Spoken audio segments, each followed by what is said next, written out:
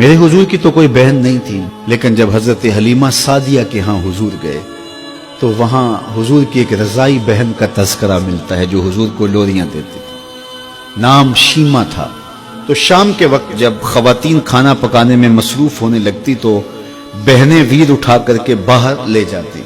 हर बहन का ख्याल ये होता कि मेरे वीर से सोना जमाने में कोई नहीं। कहते हैं खूबसूरती देखने वाले की आंख में होती है। जिसके वीर का रंग सोना होता तो वो कहती रंग नहीं तो कुछ भी नहीं है, और जिसके नकूश तीखे होते तो वो कहती कि रंग का क्या है, हुस्न तो नकूश में होता है। जिसकी आंखें खूबसूरत होती वो कहती मेरे वीर की झील जैसी आंखें तो देखो। अब यही बनु साद के मोहल्ले में होता। बच्चियां अपने वीर उठा के ले आती है, कहती मेरे वीर वर्गा कोई नहीं, दूसरी कहती मेरे वीर जैसा नहीं।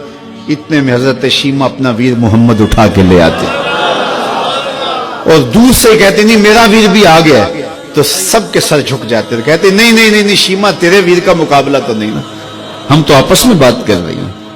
और फिर जब किसी बहन के वीर को मुतफिका तौर पे सारी कह दें कि तेरा वीर ही सोना है, तो फिर उसका फख्र तदीदनी हो ना, फिर उनका ज़ौक़ आसमान को छूने लगता। इब्ने हश्शाम सीरत की सबसे पहली किताब, उसमें ये वाक़या लिखा है कि फिर हजरत शीमा हुजूर को अपनी आगोश में लेकर समेटती और फिर चूमती और फिर वो लोरी देती, और वो लोरी के लफ्ज भी लिखे हैं, रब्बना अब के लना मुहम्मदा हत्ता अराहु याफियम व अमरदा, अल्लाह मेरे वीर मोहम्मद को सलामत रखना। आज ये पालने में बच्चों का सरदार है, कल वो लम्हे आए जवानों का भी सरदार हो। और फिर झूम जाती और क्या खुशी उनकी दीदनी होती। और फिर वो मंजर भी आया कि हुजूर अलैहिस्सलाम मक्के चले गए और ये जवान हुई और फिर उनकी शादी किसी कबीले में हो गई। आका करीम ने ऐलान नबुव्वत किया, 13 साल का वक्त कटा और फिर हुजूर मदीना शरीफ चले गए। जब गज़ावात का सिलसिला शुरू हुआ तो जिस कबीले में शीमा का निकाह हुआ था उस कबीले में मुसलमानों के साथ टकराव हुआ तो अल्लाह ने मुसलमानों को फतह अता कर दी। तो इस कबीले के लोग कैदी होके हुजूर अलैहिस्सलाम के गुलामों के हाथों गिरफ्तार हैं।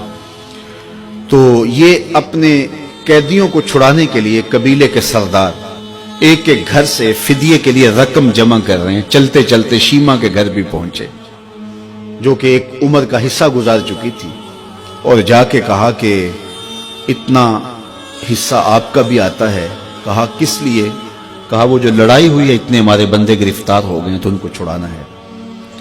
तो चलते चलते बातों में किसी के लबों पे हुजूर का नाम आ गया। तो शीमा ने कहा अच्छा उन्होंने तुम्हारे लोग पकड़े? कहा हाँ। तो कहा फिर तुम रकम इकट्ठी न करो, मुझे साथ ले चलो। उन्होंने कहा तुझे साथ ले चले? कहा तुम नहीं जानती वो मेरा वीर लगता है, वो मेरा भाई लगता है। कौम के सरदारों के साथ हजरत शीमा हुजूर के नूरी खेमों की जानब जा रही हैं और सहाबा नंगी तलवारों से पहरा दे रहे। ये मक्की दौर तो था नहीं, ये मदनी दौर था।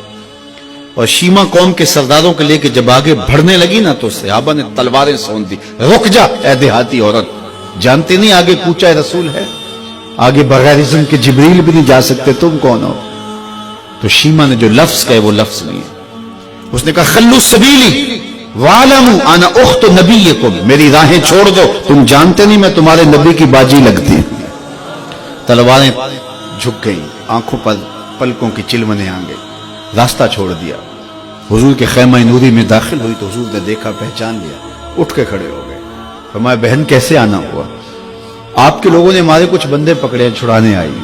तो फरमाया बहन तूने जहमत गवारा क्यों की? तू पैगाम भेज देती मैं यूं ही छोड़ देता, लेकिन तुम आ गई हो, अच्छा हुआ मुलाकात हुई।